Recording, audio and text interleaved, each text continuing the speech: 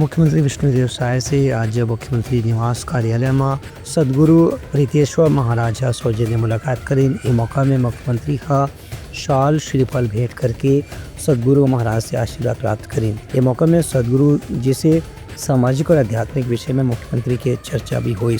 मुख्यमंत्री है मौका में कही कि छत्तीसगढ़ अपन सांस्कृतिक और आध्यात्मिक परंपरा पर पूरा देश भर में जाने जाते। यहाँ सदगुरु रितेश्वर महाराज के आगमन पहले भी हो चुके हैं।